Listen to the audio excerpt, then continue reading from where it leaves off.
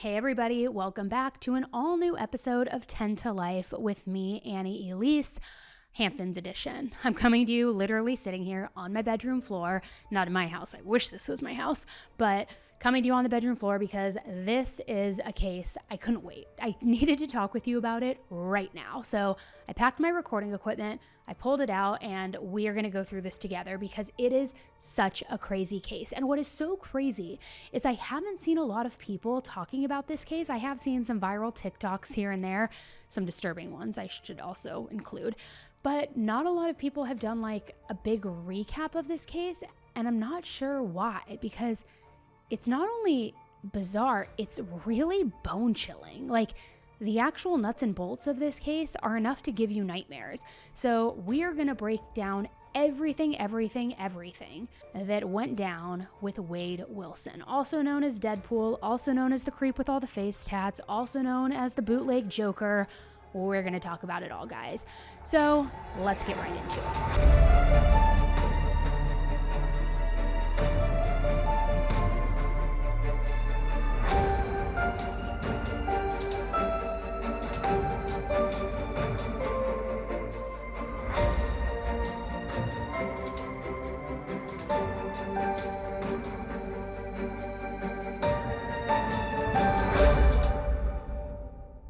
On October 7th, 2019, multiple 911 calls came in regarding a domestic dispute that was happening in Fort Myers, Florida, right outside a spa. When the officers got there, they learned that the victim, Melissa Montanez, who also goes by Mila, had been badly beaten up. Melissa explained that she had been dating a man named Wade Wilson. They had been dating for a while, and they had a little bit of a rocky relationship, to say the least. She told the police that the night before, she was at a bar with Wade called the Buddha. When they first got there, Melissa gave Wade her keys to hold and hang on to since she didn't have a purse. Then, as the night went on, Wade decided that he wanted to go to his new friend's house and partake in some recreational drug use. However, Melissa didn't know Wade's friend, nor did she want to go over to his house, so she and Wade ended up getting into an argument over it. And then, since Wade had her keys, it seems like he just decided that it was in his rights to take her car and leave with 3 other people, leaving her behind. Now, Melissa was obviously pretty upset over everything, and she ended up just going to her friend Amy's house and staying the night over there. Then, when she woke up the next day, she had a ton of missed calls from numbers that she didn't recognize. It ended up being Wade who was calling her. Now, by this point, Melissa was completely done with Wade. Their relationship was already rocky, and it was really the final straw for her. So she planned to meet Wade at the spa that she owned so that she could get her car back and really just be done with him once and for all. So her friend Amy took Melissa to this spa, and they got there right around the same time as Wade. But when Wade got there, he wasn't in Melissa's car. Instead, he was in a black Nissan Versa. He was telling Melissa, get in the car, but she wouldn't. And I mean, why would she? Well, because she was refusing, Wade was pissed, and then he tried pulling her into the car. To try to combat what he was doing, Melissa put her arms straight up so that she couldn't be pulled into the car, which this only upset him more. So eventually, he opened the door, and then he tackled Melissa to the ground, as the car, which wasn't in park at the time, moved forward and grazed their legs. Now, Wade is 6'6" tall, and Melissa is only 5'2". She's also just over 100 pounds, so she barely even stood a chance, and he was completely overpowering her in this moment. He continued to beat on her over and over, and then eventually they got upstairs to where her spa was. Now, by that point, there were multiple witnesses who had seen what Wade was doing, and they were actively calling 911. While they were upstairs but still outside, Wade held Melissa up against the wall by her neck, and at that point, he began punching her right in the face.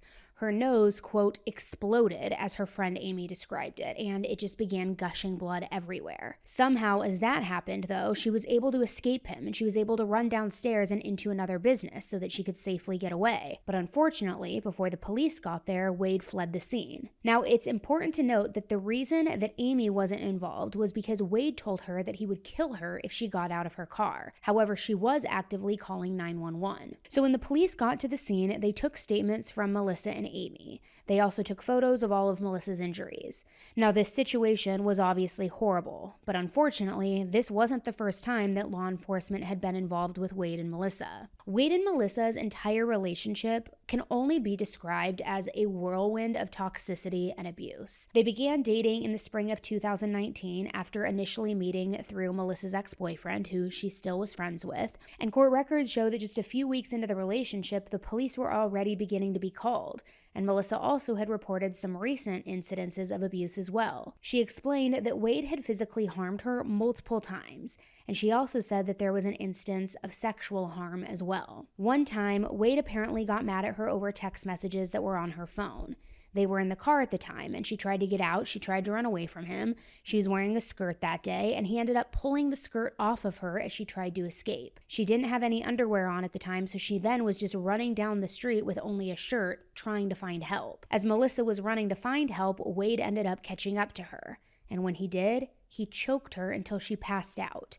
Then he tied her hands behind her with a cord. Next, he put her in the car, put a makeshift blindfold over her eyes, and then took her back to the house that they were living at. Once they were at the house, he took her down to the boat that was at the dock on the property. He pushed her onto the boat, and he told her that he was teaching her a lesson. And when he did that, he began sexually harming her. After he was done, he took her back to the car and he told her that the pain was over. Now, while giving that report to the police, she told them about other incidents of abuse as well. Wade ended up being arrested and he spent a month in jail for it, but ultimately the charges ended up being dropped. However, before he was released, he had warrants that were in other counties which needed to be taken care of. So he was transferred around and he ended up spending about a total of 3.5 months in jail, before then being released on probation just a few days prior to this entire incident. So back to October 7th. The police now had a statement from Melissa. They had photos, they knew that Wade was this violent, horrible man. But where was he? Wade kept reaching out to Melissa after he attacked her that morning, and he would go from telling her that he was going to kill her to saying that he just wanted to talk to her. He just wanted to kiss her on the forehead. Just really trying to manipulate the situation, get in her good graces, then threaten her when she wasn't having it, and it really was this back and forth. So Melissa, her friend Amy, and the police all decided to work together to set Wade up. The plan was for Melissa to convince him to meet her at a place called Joe's Crab Shack, to meet her in the parking lot. And this parking lot was right across from her spa. And Wade, he agreed to this. He did come to meet her. The officer that was waiting blocked Wade in, or so he thought, and he started talking to him. Wade wouldn't get out of the car, though, or hand him the keys. But as the officer tried to work with him and was telling him to just hang tight for the other officer to arrive, there was just enough room between the officer's car and the car that Wade was in. Enough room for him to be able to drive away. And just like that, he was gone. The officer followed him for a bit, but also keep in mind this was midday. There were tons of people on the road, and all that the police had at that point was a domestic case. So ultimately, police felt like putting the public at risk over a domestic case wasn't worth it. But then, not long after that, another 911 call came in.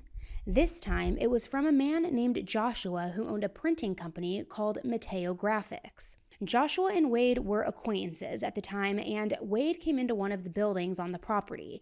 And when he did, Wade was absolutely frantic.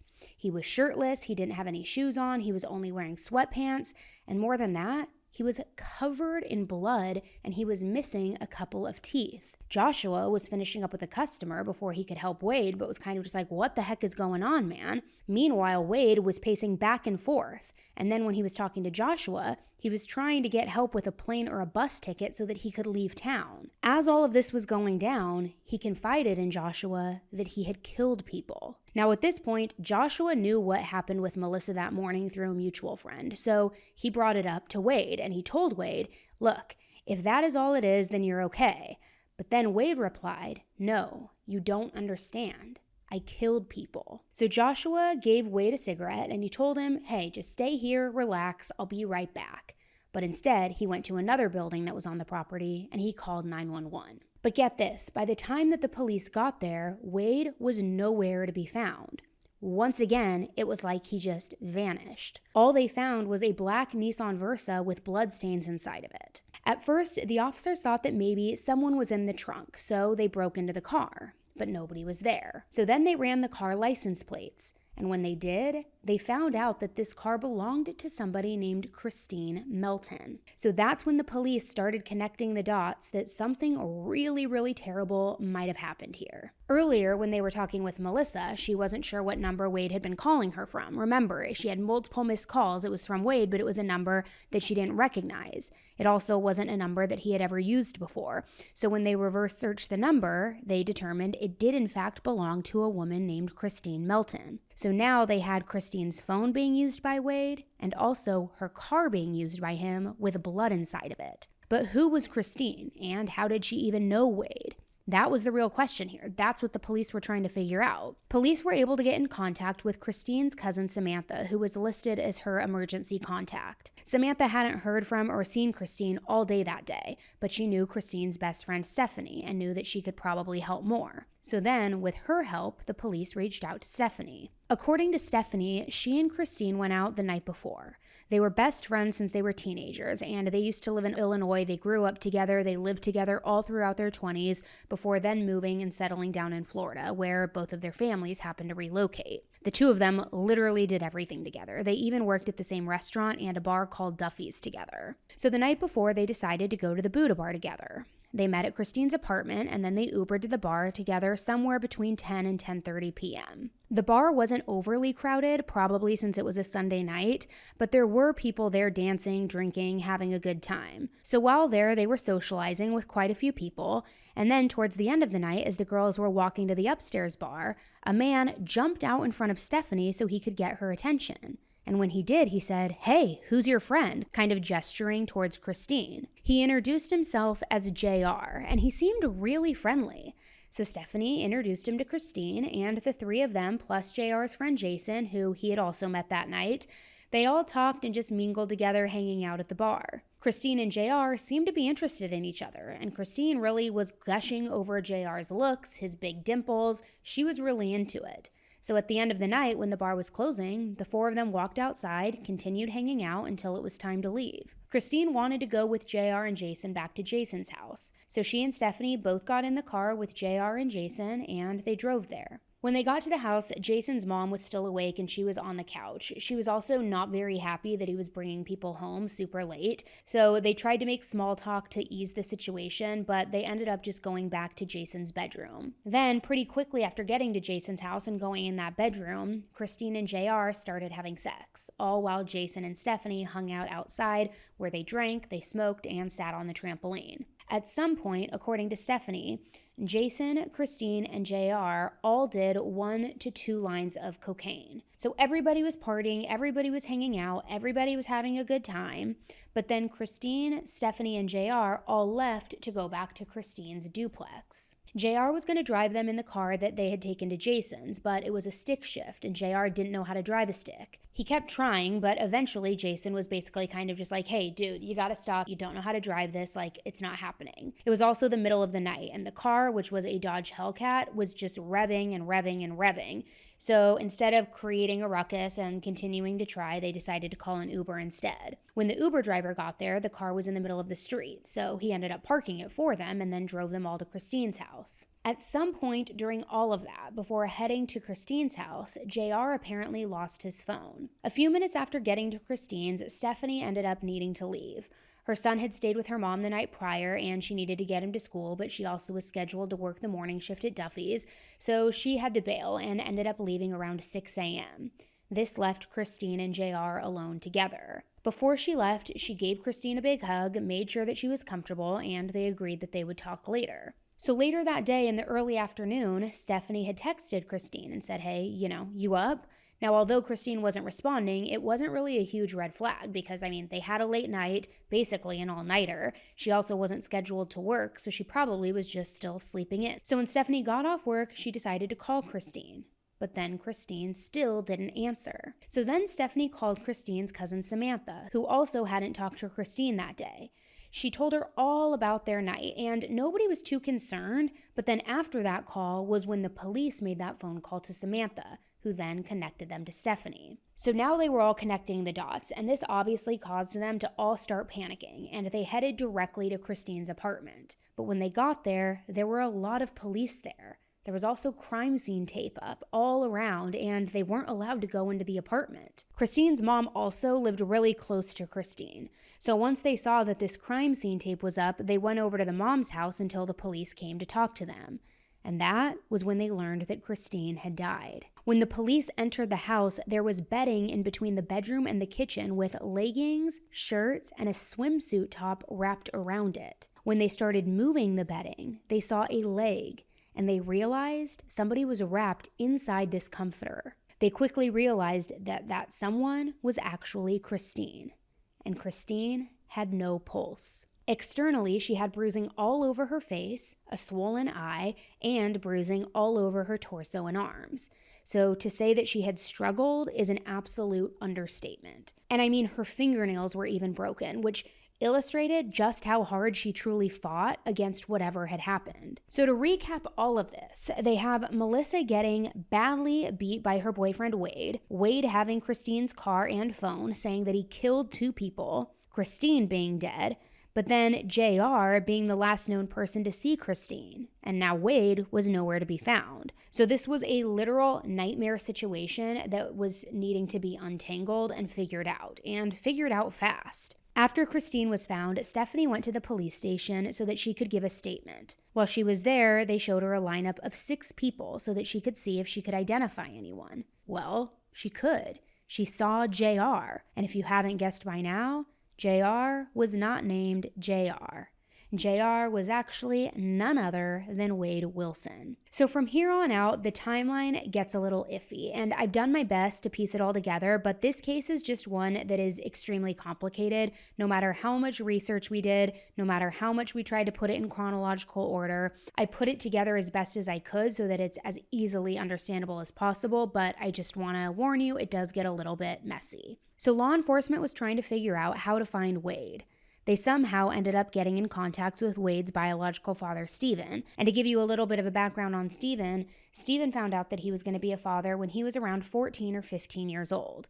And the girl that he had gotten pregnant was a year younger than him.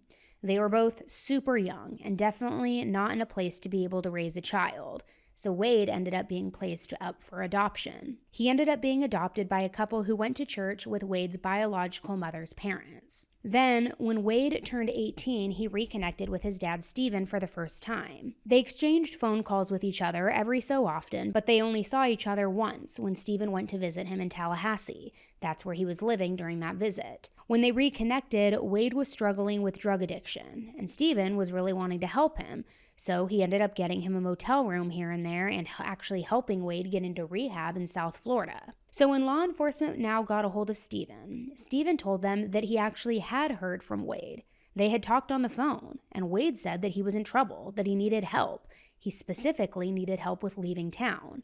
He said that he did something that he couldn't take back. And this wasn't really a new thing, and it wasn't alarming at first because their relationship was more of one where Wade would call Stephen whenever he needed help. So that specific day, Stephen didn't know what was going on, but he was at work, so he told Wade to call him at dinner time and then they would figure it all out from there. Then they had a second phone call, and Wade said that there were 2 people who wouldn't be here anymore and that he was a killer. At first, Stephen didn't really believe him. Wade was known to make up stories, and remember, he was also under the influence. So it's not really all that surprising to think that maybe he was just saying stuff, that he was going off on a rant, maybe spiraling. But still, it seemed like he was now confessing to more than one person. So after Stephen had talked to Wade, the detective called, saying that it was crucial that they talk to Wade. She left her phone number to call back if Stephen had heard from him. Later that evening, around 9:30, 10 p.m., Wade made a third phone call to Stephen. And in this phone call, he told Stephen everything. He told him about his argument with Melissa the night before and how he went home with some girl that he met after the bar.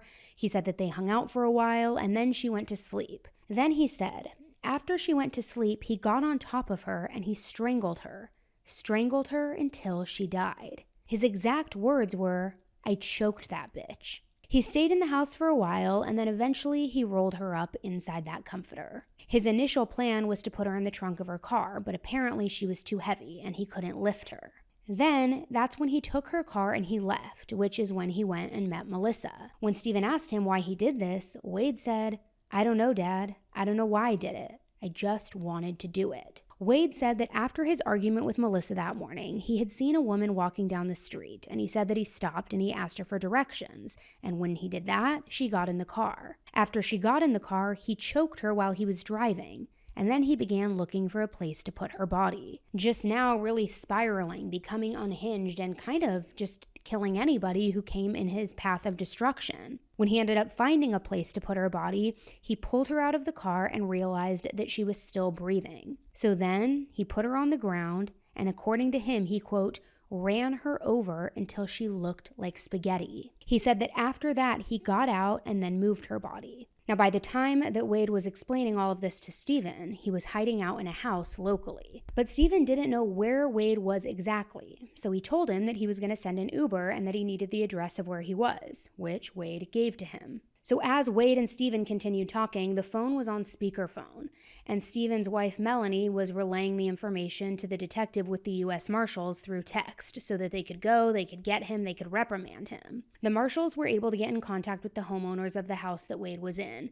They had left town that morning for a trip and told law enforcement that nobody was supposed to be in their house while they were gone. The owners gave permission for law enforcement to go inside the house and also said that they wanted to press charges against Wade for breaking and entering. So when the Marshals got to the house to get Wade, they called the home landline phone, and Wade answered. But when he did, he told them that he needed to talk to his dad one more time before he could come out. Eventually, he did come out and he surrendered. He was arrested and he was taken to jail, where he told the police that while he was in the house, he took a shower, he ate popcorn, he drank 5 White Claws, then he borrowed some of the homeowner's clothing to wear, which, I don't know, I guess that's how you unwind after you commit a double murder. You eat some popcorn and drink some White Claws. It just seems very casual to me, but whatever, who am I to judge? You know what, actually, I am somebody to judge. It's weird. So while the investigation was pending, Wade was held with no bond, and he was held on multiple charges related to the incident with Melissa and for breaking into this house that he was hiding out in. Now, I know by now you're probably wondering who exactly the second woman was that I mentioned earlier. Well, while all of this craziness was going down with Wade, the Cape Coral Police Department were also investigating another missing person. So at some point that same morning that everything happened with Melissa, a purse was picked up outside a local elementary school, and it was turned in to the school resource officer. The officer found that the purse belonged to a 43-year-old woman named Diane Ruiz. When the officer couldn't get a hold of her, he asked another patrol officer to swing by the house and see if she was there and if they could return her purse. When the officer went to the house, Diane wasn't there, but her son was. He told them to take the purse over to her work where she had walked to that morning. She worked less than a half a mile from the school at a place called the Moose Lodge. She worked there as a bartender and a server. She had worked there, in fact, for the past few years. That morning, their family friend, who was an Uber driver and usually took her to work, wasn't available, so she had decided to walk, which only usually would take about 10 to 15 minutes. Well, when he went to go take the purse to her work, big surprise, she wasn't there. She was a no-call, no-show, which is something that she had never done before. So the police went back to her house, and at the direction of her son, she ended up being reported as a missing person. Her fiancé came home from work around lunchtime after hearing what was going on, and from that, a huge search started almost immediately. She was listed as missing and endangered. The community worked together to try to find her, all while law enforcement was working very quietly behind the scenes, connecting the dots to everything. 3 days later, on October 10th, law enforcement announced that Christine's murder and Diane's disappearance were believed to be connected. Another part of what had helped them connect those dots was that Diane's phone had been found in the car that Wade was driving. Then later that same day, Diane's body was found. It was found on an empty lot. When she was found, one of her fingers and her nasal bone were both fractured. She also had a laceration underneath her left breast and bruising on both sides of her body. She also had bruising on her forearms and the backside of her hand. Also on that same day, Wade had an interview with law enforcement where he admitted that he had killed both Christine and Diane. But we're going to talk more on that in just a little bit here. So as the investigation continued, autopsies for both Christine and Diane showed significant internal injuries. Christine had bruising on her organs, including her liver, her colon. She had some bruising behind her bladder. She also had swelling of the brain. Diane had broken ribs, a broken hyoid bone, and damaged tracheal cartilage, among many other things. Finally, in November, over a month after the murders, Wade was indicted by a grand jury for both Christine and Diane's deaths. A couple of weeks later, the state announced that they would be seeking the death penalty. While in jail awaiting trial, Wade was not staying out of trouble either. In October of 2020, he was caught trying to escape from jail, and apparently Wade had slid a note under another inmate's door. He referred to that inmate as Curtis, and the note said that he was there for 2 murders, that he didn't know anybody, that he wanted to leave that day or the next around 1 or 2 a.m., and he even wrote an address of where he wanted to be picked up at. So after sliding the note under the door, Wade confirmed with Curtis through the vents that the note was received. Curtis's cellmate went to jail staff and told them about everything, though. He told them about the note to Curtis, whose name wasn't actually Curtis, the talking through the vents, and that he had heard pounding sounds coming from Wade's cell, which was right above them, that he had heard this pounding noise for days. So then, when Wade's cell was searched, the metal frame on the window had been removed and the glass was cracked.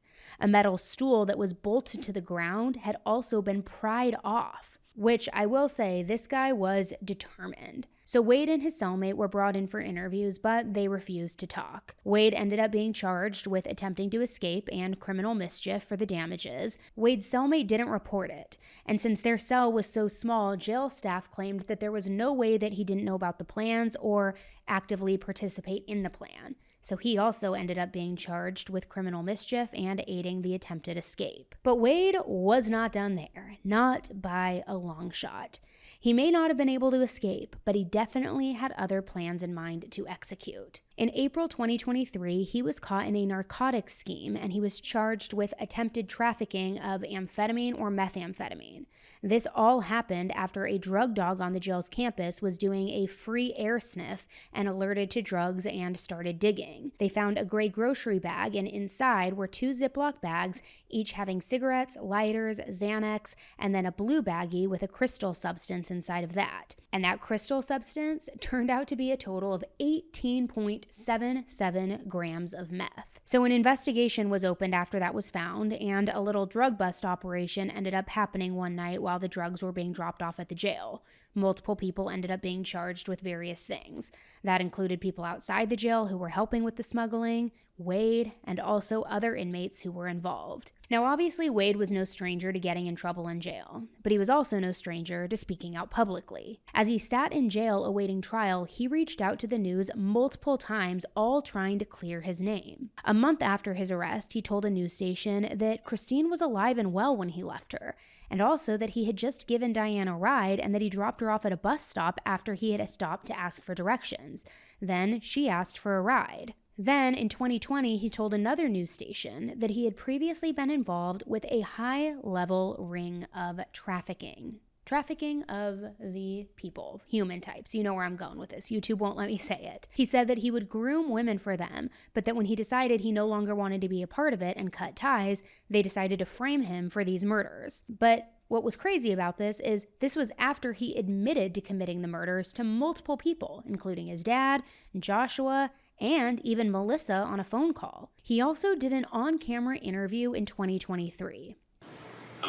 Wade Wilson had a lot to say in his first and only on-camera interview since he was indicted on murder charges more than 3 years ago. And I had a lot of questions. Did you kill Christine Melton and Diane Ruiz? No, absolutely not.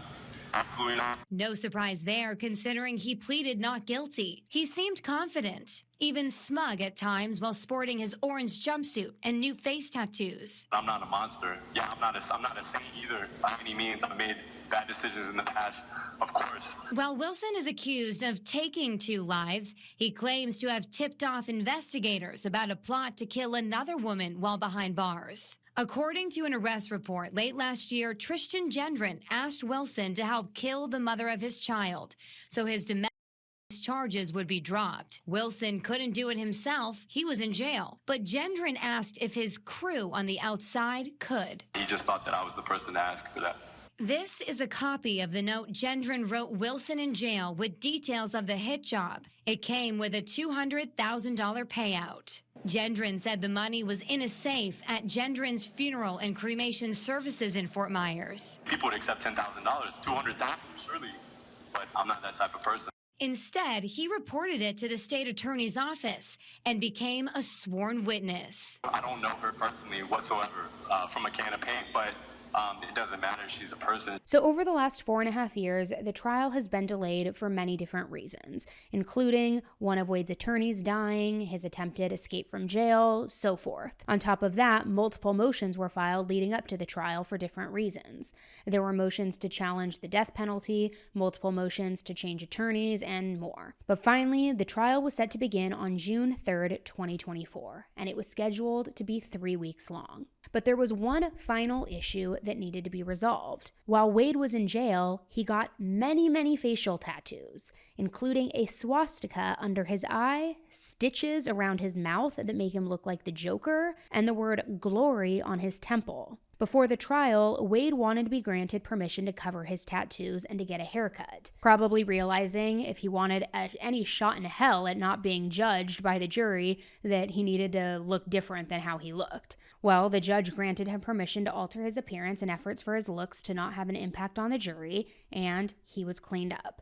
But when jury selection day came, Wade's tattoos were still very visible, and they stayed that way for the entire trial. And the trial only ended up lasting 3 days in total. That included the verdict watch. During opening statements, the prosecution presented the timeline. Then, the prosecution let the jury in on the motive right away. Now, ladies and gentlemen, during the course of this trial, you're going to hear from various witnesses. You're going to hear what they saw and what they heard. You're going to hear about the investigation that ensued. You're going to hear about the autopsies. You're going to hear about the crime scenes. You're going to hear about all of the admissions that he made, not only to Mr. Lukic, not only to Ms. Montanez, not only to his father. You're going to hear what he told law enforcement. And you're going to hear that when they asked him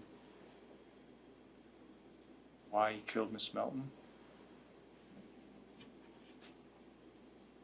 he said, I just wanted to do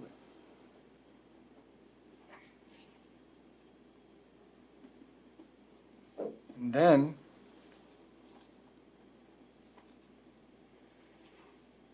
they asked him, well, what about Miss Elise? His response was,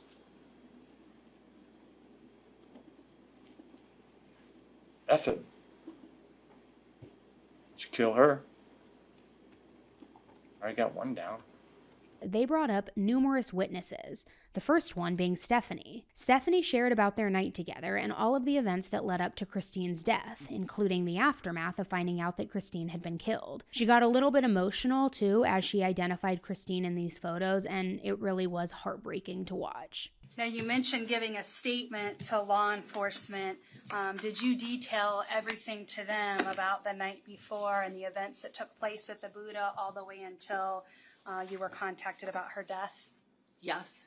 Yeah. Now, did Christine have any tattoos on her leg? Yeah, she had a tattoo on her calf of a Gemini symbol with some tribal music notes on the side of it. I'm going to ask that you take a look first at 10E. Do you recognize this? Yes. That's and what Christine. does it show? That's the tattoo on Christine's leg. And then I'm also going to have you look quickly at 13. Do you recognize that? Yes, it's Christine. And is that after she had passed? Yes. And a permission. First of all, the state would move 10E and 13 into evidence. They'll be admitted. Permission to publish. You may. Judge, I would ask that 13 be passed around to the jurors rather than display that one. Okay. Melissa also spoke, and she shared about the incident that occurred at her spa that day. And when you would not agree to get in the car, how did he act? Violent, aggressive, tried to pull me in the car physically, and I resisted, got plank style so that he could not grab me into the vehicle. When you say you got plank style, could you just show the jurors what you mean by that? And I was being pulled into the car by my dress. Okay, so for the record, you just stood up and put your hands straight above your head. Yes, so that I was not being able to be budged into the vehicle. And you said he's pulling at your dress. Yes. Can you describe in more detail how he's pulling at your dress? He's pulling dress, probably a little hair, everything, and then the dress starts to rip off of my body. And what happens after that? Once he realizes that the threads were becoming, I was getting away from him and he was still holding onto the dress, he opens the car door, obviously forgets to put it in park. The car starts to roll forward. He tackles to me to the ground. The car grazes both of our legs and I'm pummeled to the ground. How hard did he push you to the ground? I'm sorry, I don't recall. This is also fast and he's very heavy and I'm 5'2", he's 6'6", so. Now, what happens after you are pushed to the ground? I start to get beat. Okay. Describe what you mean when you say he was beating you. It all went so fast and so slow, whether it be punches, slapping, choking, that kind of nature. Yes. Various law enforcement members and other witnesses were brought up that day to explain the timeline and the injuries that Christine and Diane had. On day 2, Wade's team filed a motion for a mistrial. They were citing that when an officer was on the stand and was talking about the body cam footage from Joe's Crab Shack, he talked about identifying Wade through sheriff's office records. The defense argued that it could negatively impact the jury by causing them to think that he had a criminal history, which they weren't supposed to know at that point in the trial. Ultimately, the judge denied the motion and the trial moved forward. And it ended up being a pretty big day of testimony, including testimony from Wade's biological father, Stephen. Did he go into more details about what he had told you earlier? Yes, ma'am. So let's start with the first girl. If you could tell the jurors, what did he tell you? He just said he met a girl at a bar. They went back to her house, hung out for a little bit, and then she fell asleep.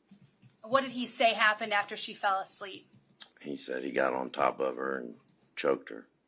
What name did he call her? Did he refer to her in a derogatory term? He said, I choked that bitch. Okay. And what did he say he did after he choked her? He said he stayed in the house for a little while, and then he rolled her up and was going to try to put her in her trunk, but he couldn't lift her. Did he say why he was unable to put her in her trunk? He said that he felt like rigor mortis had started to set in. And does rigor mortis make your body stiff?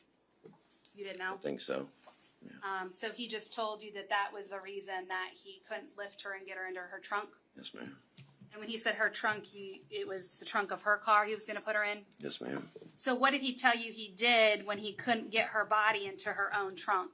He left her there and took her car. What did he say about the second girl?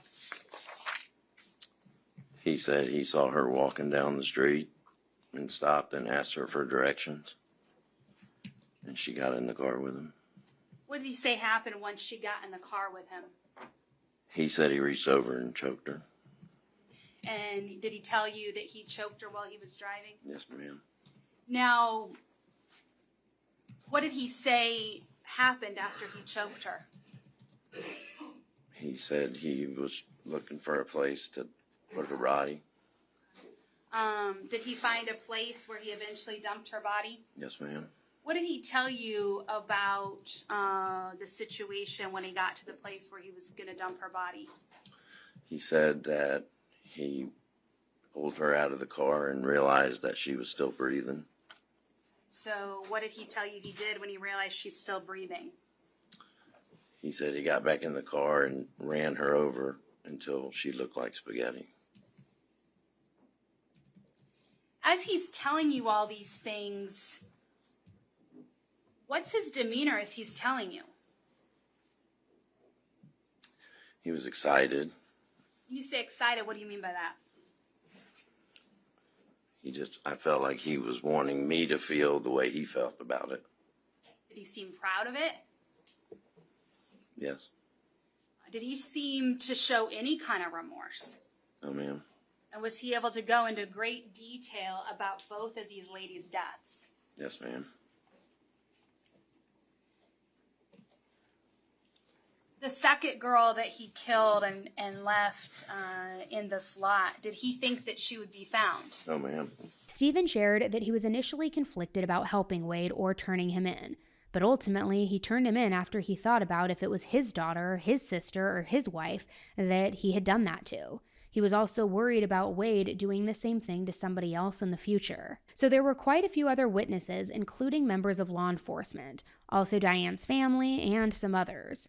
But ultimately, like the day prior, most of it was pretty repetitive, and it was basically driving home how Wade was responsible for all of the events on October 7th. They played an interview that Wade did 3 days after his arrest, where he actually bragged about the killings to the detectives, all while he was just like mowing down a burger and fries. Unfortunately, the audio of that interview is really difficult to hear, but we will circle back to that in a few. But first, here's the crazy thing. Once the state rested, the defense rested pretty much immediately. They didn't call up a single witness. Instead, they saved their argument for closing statements.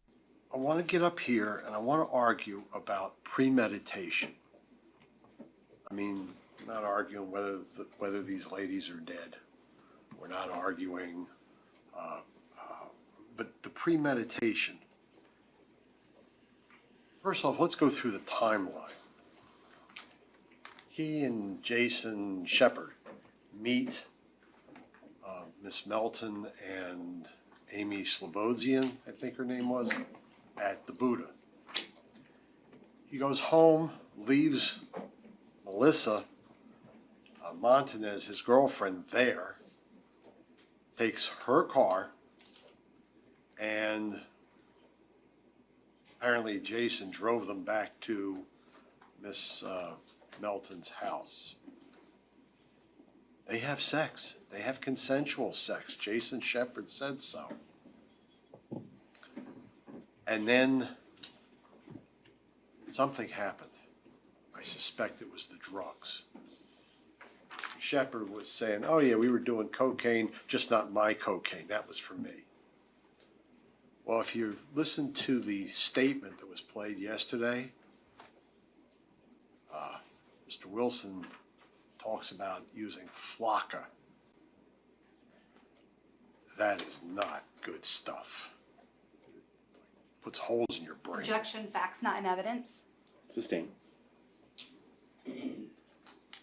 Anyway. Why?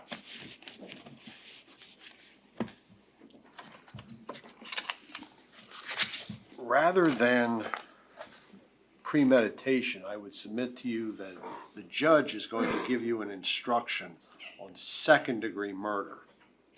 And one of the, or also known as depraved mind murder.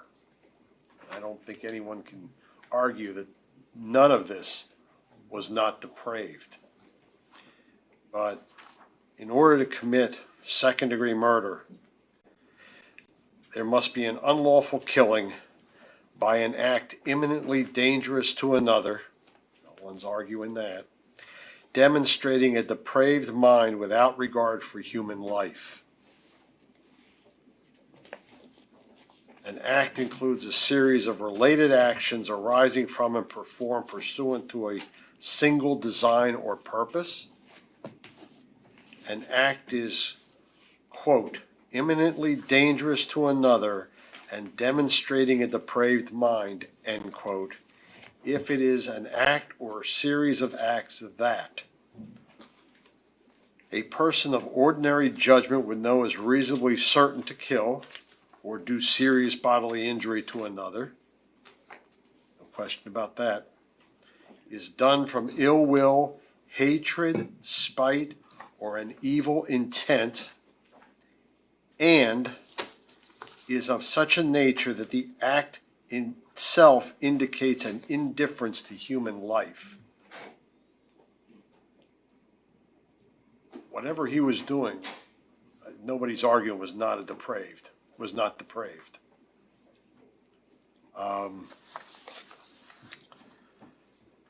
Look at the timeline. Miss Melton was murdered sometime between 2 and 4, maybe, when Miss Slobodian left. She had to go to work. Then there's the incident about 7:30, 8 o'clock with Miss Montanez.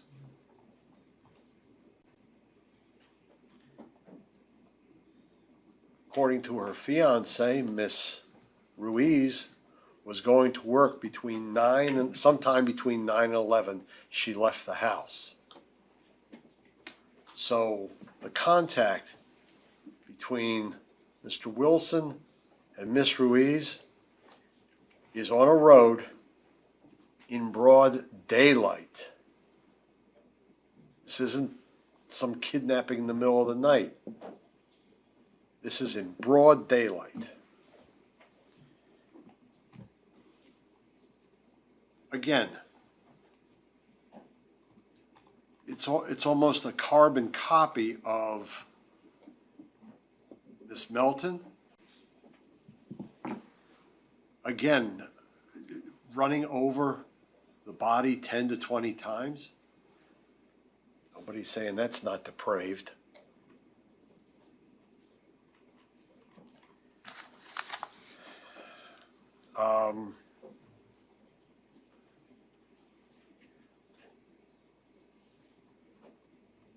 We're not arguing he didn't do it. There's solid evidence that he is responsible for those 2 deaths and the battery of Miss Montanez. But Miss Montanez's testimony, you need to think about that, whether this was premeditated Miss Melton had sex with him. He could have just gotten up and left or stayed with her. Instead, he murders her? That's not clear thinking, shall we say. I'm not arguing insanity. I'm just arguing that the state's claiming premeditation, and I'm saying he's whacked out. He's just out of his mind for any of this. Now, I left out some of his closing statements because it was honestly very confusing. You heard there that he said that Christine was killed somewhere between 2 and 4 a.m., but that's very different from what others have said. Stephanie said that she left the house at around 6 a.m. and that Christine was alive and well at that time. There were other parts of his statement where he said that Jason drove them back to Christine's house, not the Uber driver, but that's also not what the facts showed. So it was honestly quite the oversight to say things wrong like that in the closing arguments, and the state had a rebuttal right up, ready to go for that one. Take a listen. This was premeditation all day long. The defendant's attitude toward these women was despicable. He bragged about their deaths to his dad after he killed them. No regret, no remorse. And he replaced the name Christine's mother gave her at birth with the name bitch. I killed a bitch. I choked that bitch out. And 3 days later, he's still bragging about it to law enforcement. And his biggest concern, whether he could get a hamburger and french fries. As Diane Ruiz laid in that field, being scavenged by animals with bugs eating her face to the point where she's unrecognizable, this guy over here wants some french fries. And he's bragging about the fact that Diane Ruiz looks like spaghetti. This is a man with no respect for women, with no respect for human life. When asked about Mila and killing her, he says, there were too many people around. I probably would kill her, you know. You know what I mean, given the chance. And I want to start with the defendant's own words about premeditation and how we know that he took a second to think about what he did before he did it. All right, the truth is, I picked the girl up and killed her. I wasn't worried about the school, you know. Remember, this is during the day. School is in session, and it's an elementary school. Little kids being dropped off by moms and dads and buses. I wasn't worried about school, you know. I choked her out until she couldn't breathe anymore. She wasn't fully dead yet. Now, he's choking her. He could have stopped, but he decided to continue so that he could kill her.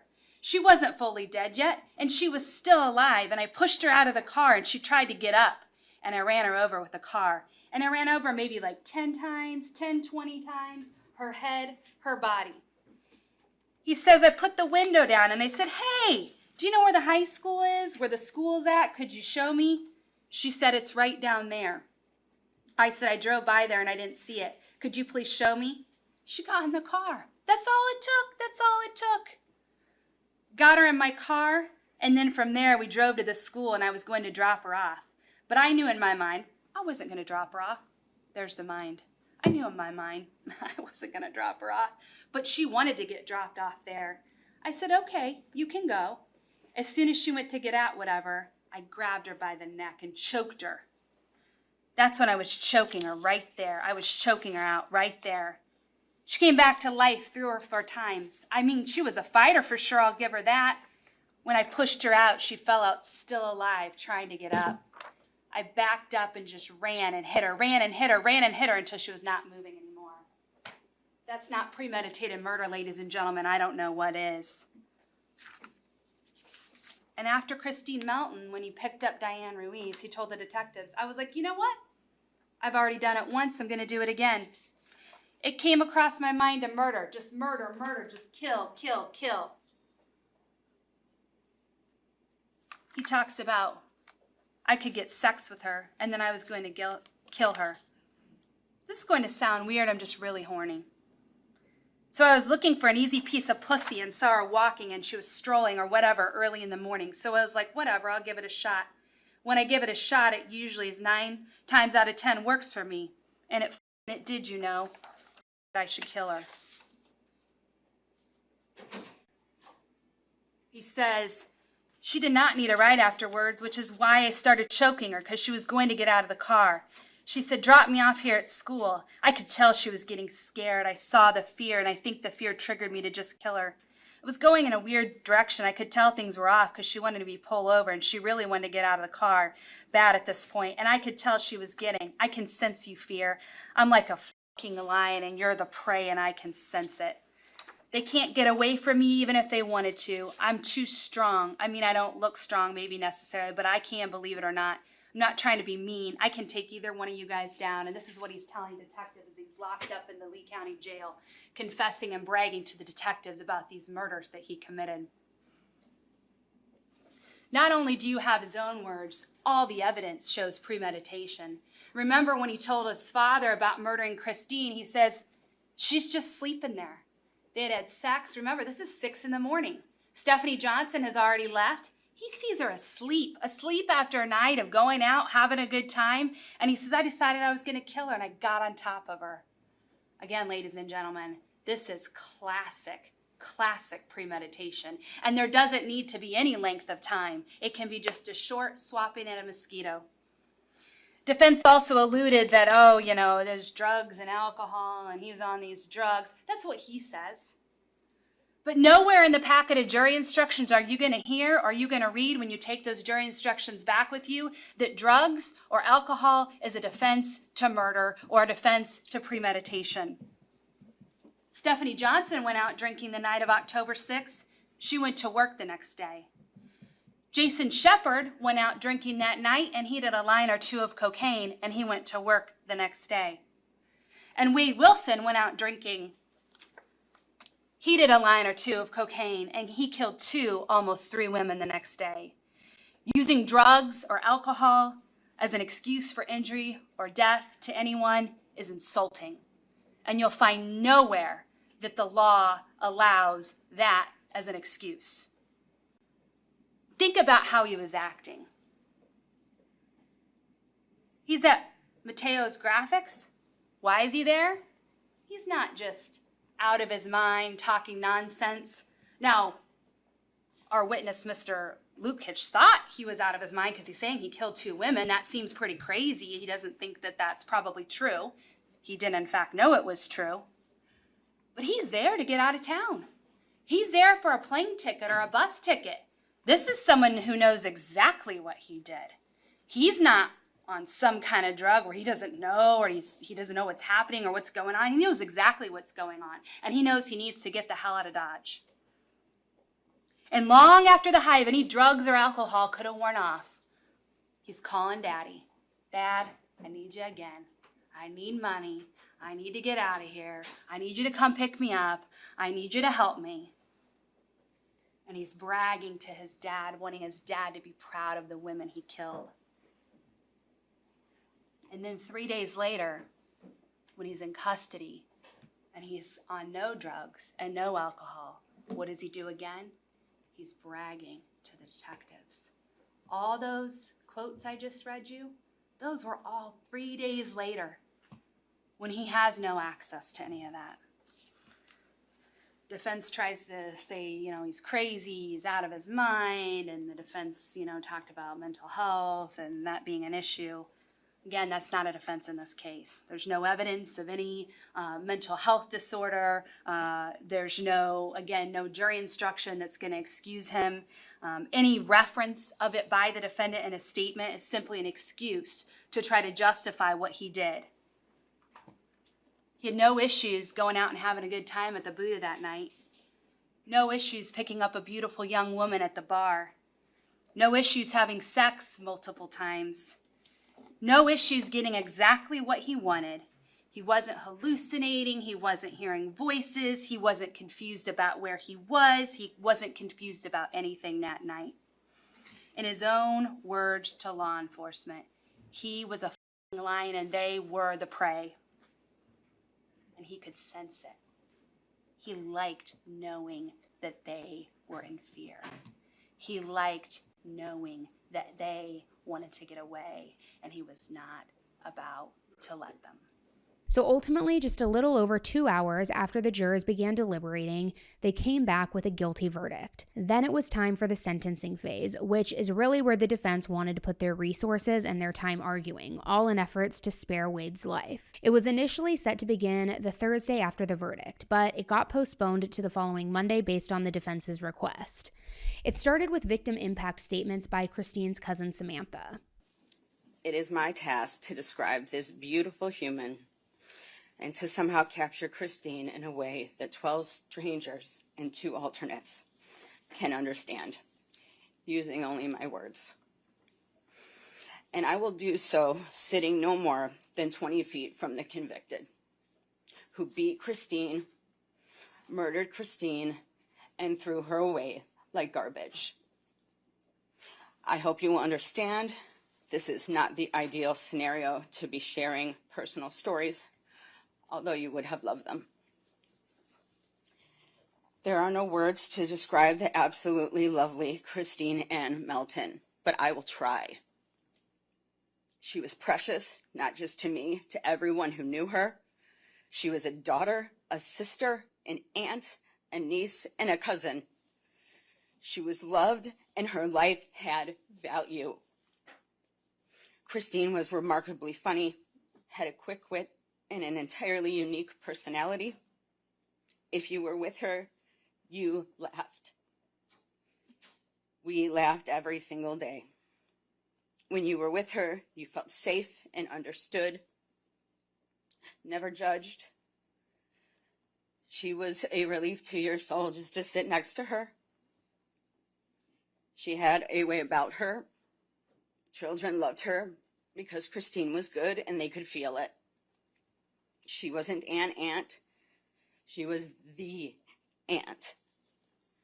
Christine was the godmother of my son, and it was her greatest honor and one that she deserved. Our children miss her in ways I could never articulate, and it is gut-wrenching to see them so destroyed. They were robbed of her. Christine will never experience motherhood, a role she was born to play. Christine was strong, brave, independent, loyal. She was the friend you wished you had. She was the friend who got more fired up about your problems than you did. She was fiercely protective and always on your side, even if you were wrong. Christine loved traveling and exploring the world. She would buy plane tickets and figure out the rest later. She loved camping and concerts and Halloween and a themed party of any kind and celebrating life and accomplishments. Christine adored her mother and loved being with her. They were 2 peas in a pod. They were the same and different in all the most beautiful ways. They lived less than 1 block apart in 2019 when this occurred. Every relationship or friendship she had was special because she was part of it. She was a cheerleader to us all. She loved us unconditionally, completely, and with her entire being until October 7th, 2019. Christine's mother has not been at this trial. Once Christine was murdered, she was never the same. How could she be? Her health declined quickly. She left Florida and is now cared for her son in Maryland. Christine's mother is my godmother. She is special just like Christine. When she left Florida, she made me promise to see this trial through, and I have kept that promise. We all have. We have sat through graphic testimony and heard all of the positively gruesome details of how our girl met our end. And I sit here today and I listen, because that's what Christine would have done. She would have sacrificed her sanity to see justice done, and so I have done the same. Losing Christine has been like loving Christine. It's changed the courses of our life forever.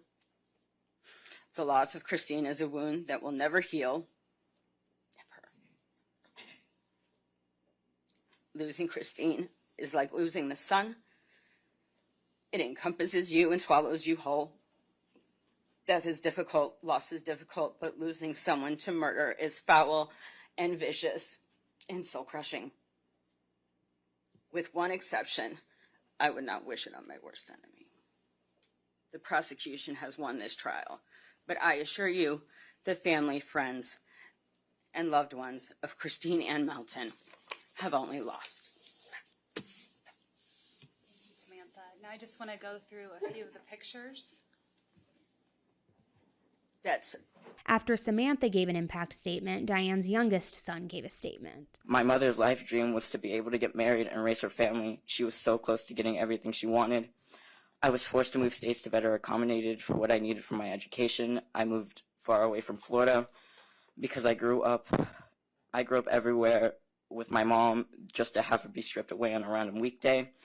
I tried my best to avoid going back. She was really excited for my future because she knew I was going to achieve big things, and I refused to disappoint her, even in death, because it helps me push on every day. I would like to share some achievements I've been able to accomplish. I did 3 years of marching band. We achieved superiors in the Blue Ribbon all throughout high school. My senior year, I achieved my high school's most principal award. Sophomore year, I won my first scholarship based off of my art portfolio.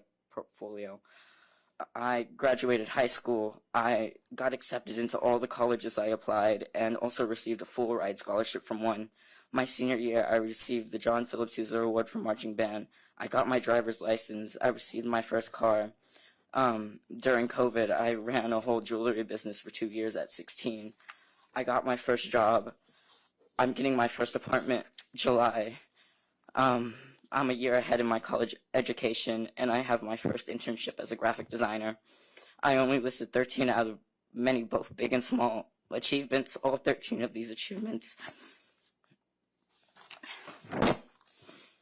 my mom didn't get the chance to see me accomplish. My mother will never get the chance to see me get married, get to see me graduate college as a first-generation graduate, get to see me get my first real job.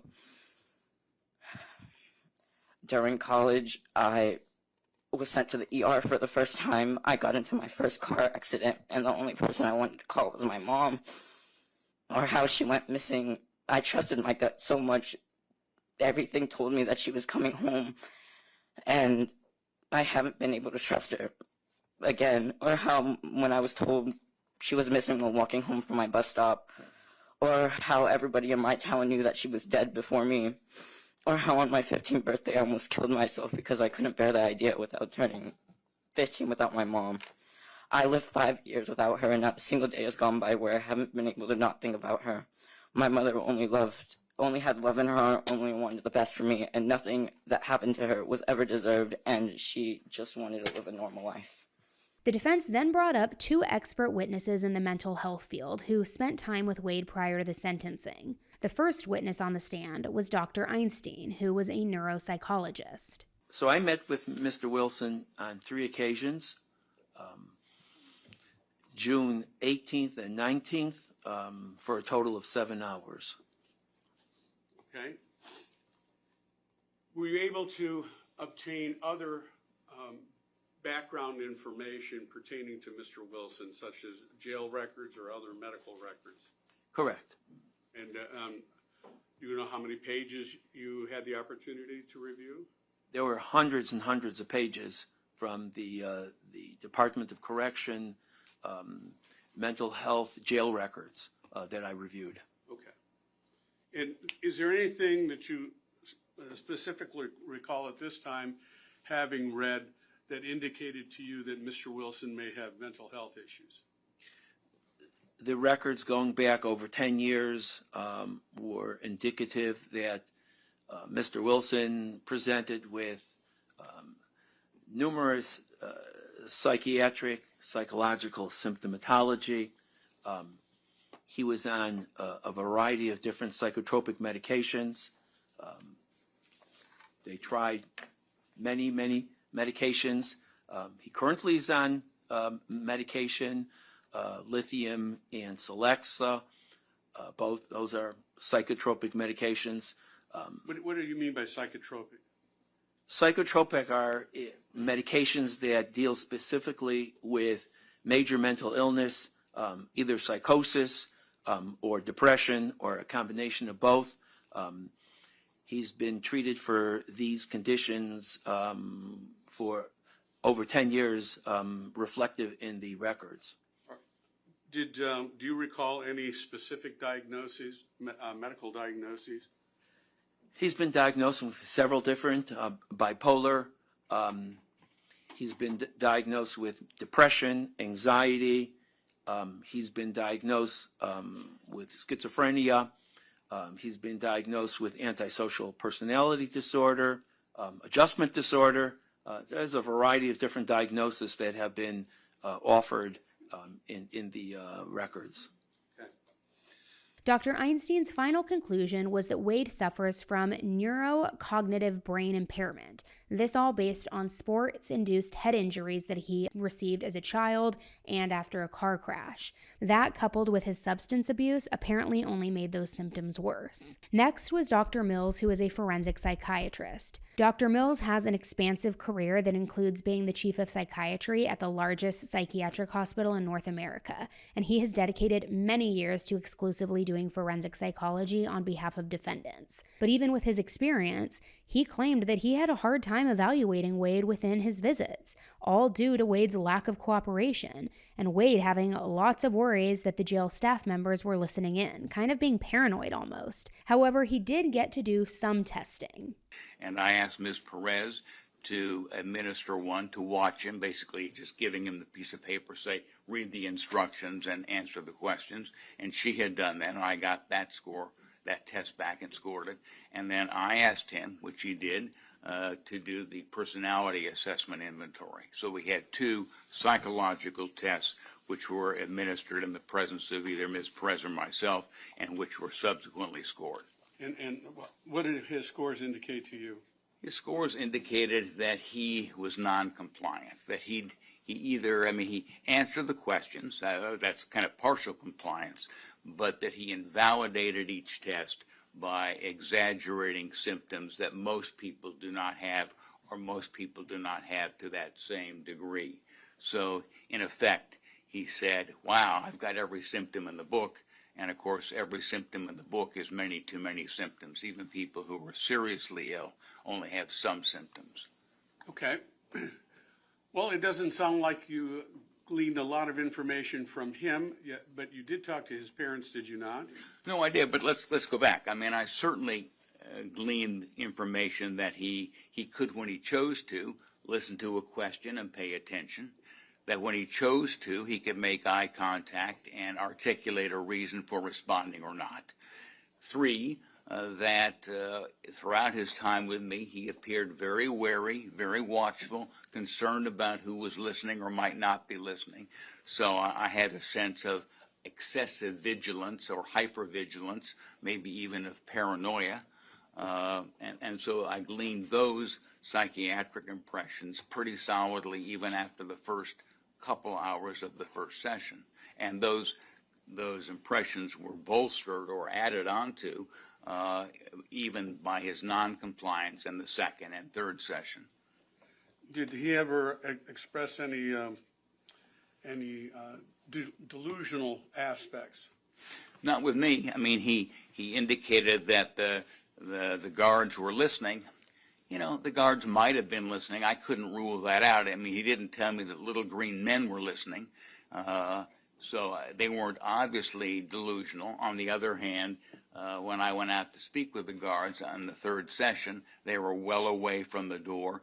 They were talking to one another, and they didn't appear particularly interested in what Mr. Wilson was saying to me. So could it have been delusional? Possibly. Was it clear-cut delusion? No. So because the testing he did was unreliable, Dr. Mills claimed that he relied a lot on what those around Wade said, as well as Dr. Einstein's findings to form his opinion.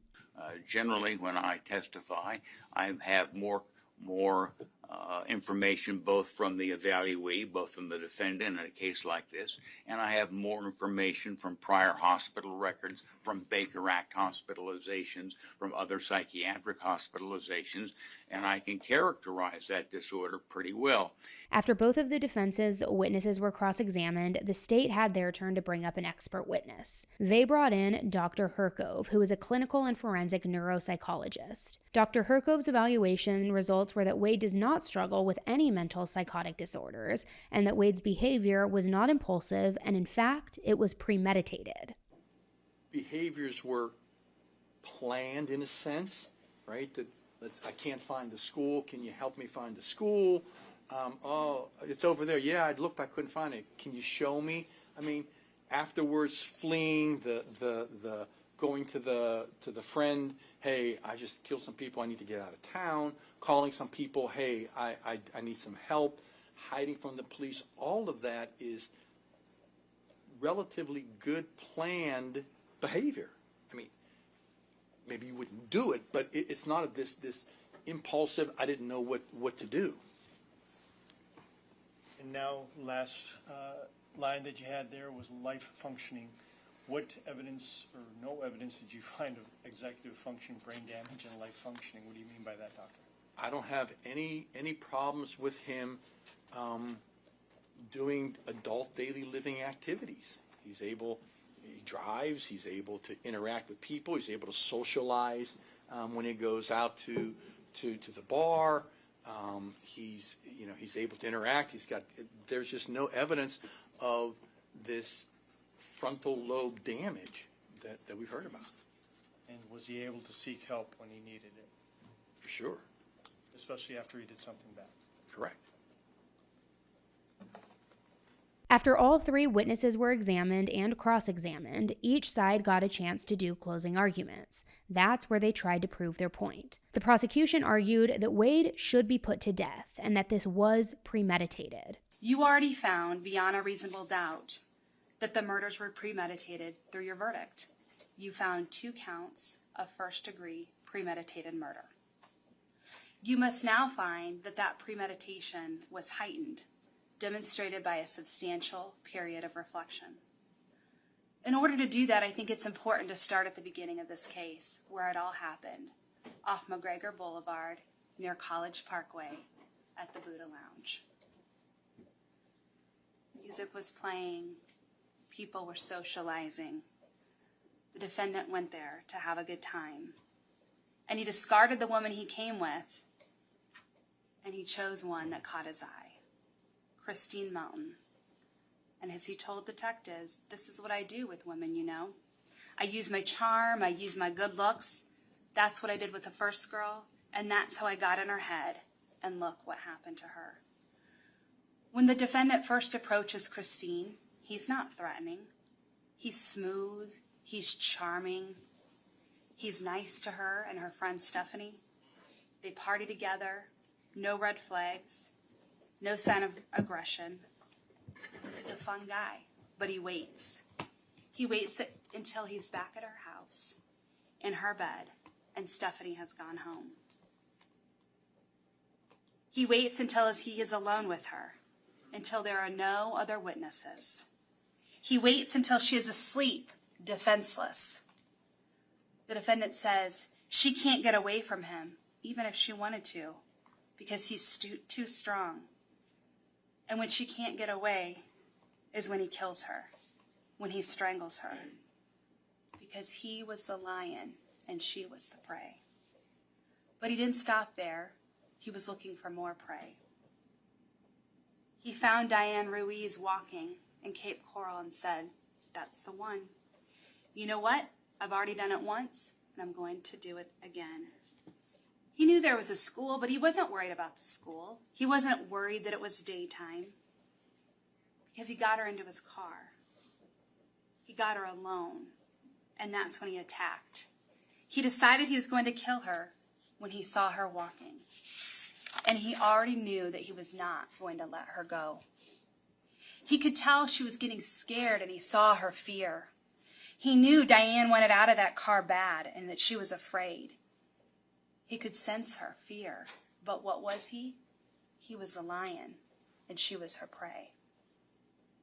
He had a careful plan. He didn't murder Christine or Diane in front of people. He gained trust. He selected Christine at the Buddha, and he selected Diane as she was walking. He secluded Christine in her own home, and he secluded Diane in the car. And then he tortured and strangled them both. He used calm and cool reflection. He waited to kill Christine. He waited after they had left Jason's home. He waited all night into the early morning hours after Stephanie had gone home.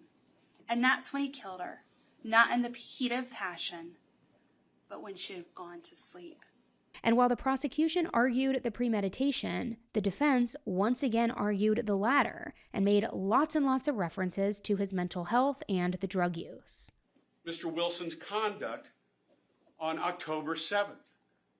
That's not what this is about. But we are trying to show you what kind of person he was and why he was that kind of person on that date alone, and why he doesn't deserve your recommendation for death.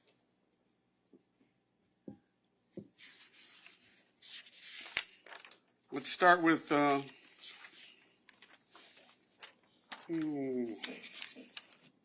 cold, calculated, and premeditated. Ms. Melton.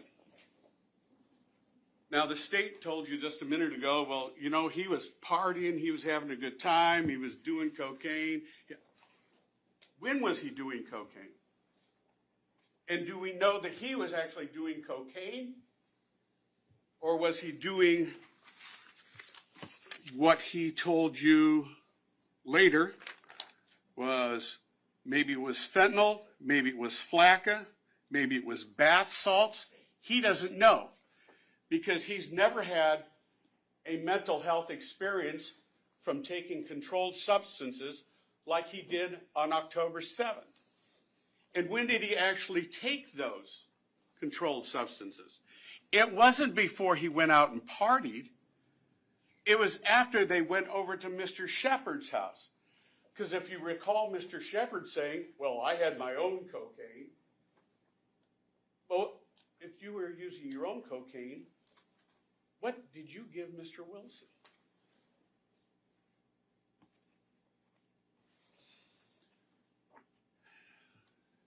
Mr. Wilson was okay from 2 to 4. They're at Mr. Shepard's house. He and Ms. Melton are doing what adults do on occasion. That's their own private business. Eventually, they had to leave the residence. Now, how is Wade Wilson planning all this? We're going to go to this residence, we're going to leave this, we're going to go to this residence. How is that part of a grand scheme of anything? Well, it's not. It's circumstances happening. So they leave Mr. Shepard's, they would go over to Ms. Melton's with Ms. Johnson. Was that part of the plan for Ms. Johnson to come along? Now, oh my gosh, I'm going to have to wait now till Ms. Johnson leaves before I murder Ms. Melton? No, that wasn't a plan at all. There was no plan. He was freewheeling. He was having sex with this willful participant. He was having a great time. In his statement to law enforcement, he tells them there was no planning. After Ms. Johnson left, all of a sudden something came over him and he strangled Ms. Melton. Now, we're talking about all the pain and suffering and everything else that Ms. Melton felt. We don't know any of that. He's not in his right mind all the time. And it's worse when you throw drugs on top of it. When he was a little boy, what did he do? They found him wearing a long sleeve shirt with the shirt stapled to his arms. This isn't something that just occurred overnight. This is something that's been growing in Wade Wilson for a long, long time. Now, we heard from relatives of both Ms. Melton and Ms. Ruiz, and I'm sure that there were more that may have wanted to come up, and they wanted to tell you about their loss.